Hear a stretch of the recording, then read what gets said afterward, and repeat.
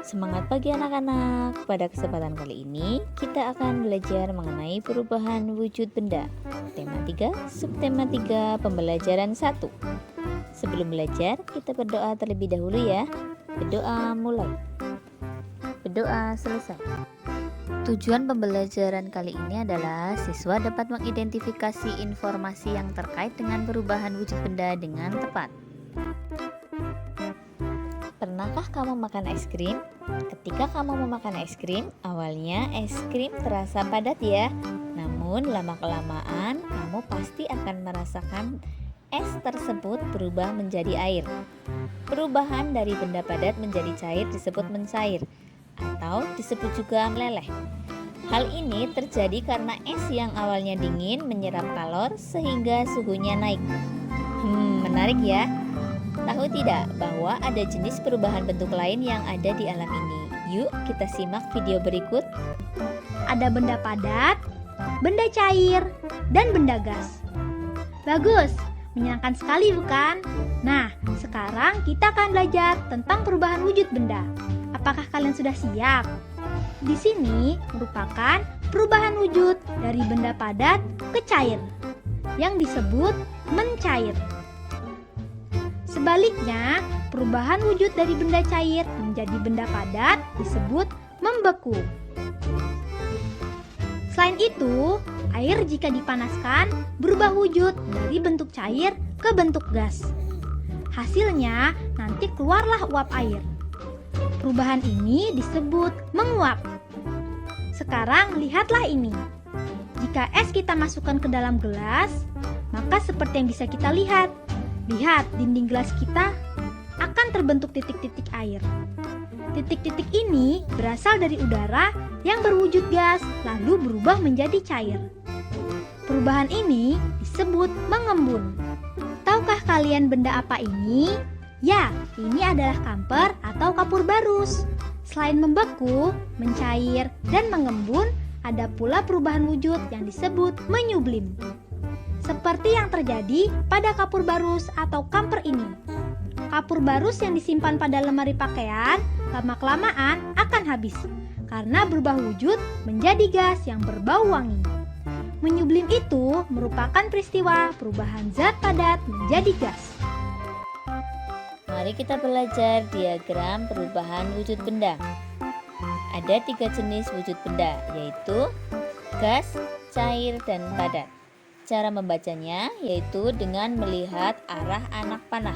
Contohnya, kalian dapat melihat arah anak panah jika arah anak panah dari gas menuju ke cair disebut mengembun.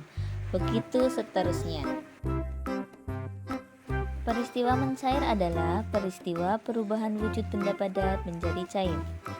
Contohnya adalah pada peristiwa es batu yang dibiarkan di udara terbuka lama-kelamaan akan menjadi cair.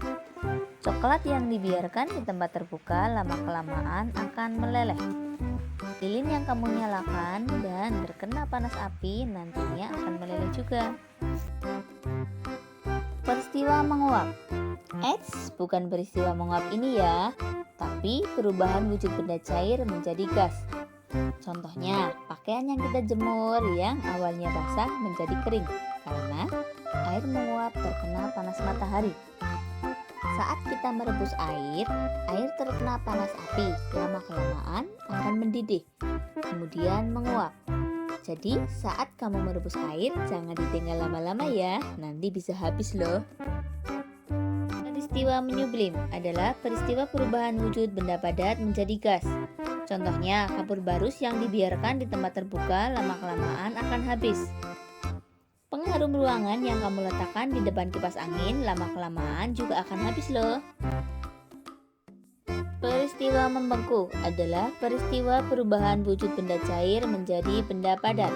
Contohnya adalah saat kita memasukkan air ke dalam freezer lama-kelamaan akan menjadi padat.